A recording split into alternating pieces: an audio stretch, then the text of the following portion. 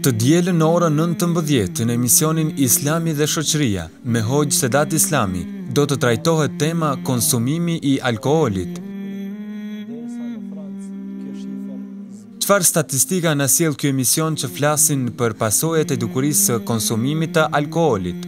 Përqindjet e pacientëve të shtruar në klinikat franceze dhe amerikane janë pothuajse të njëjta.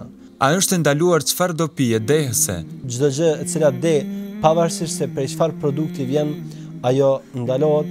Pejgamberi alayhi salatu wassalam ka thënë: "Kullu muskirin khamr wa kullu muskirin haram."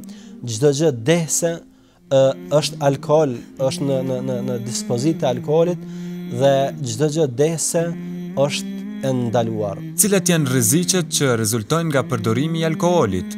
Është edhe largimi nga xheneti. Njeriu i cili e konsumon alkoolin nuk do të jetë në xhenet.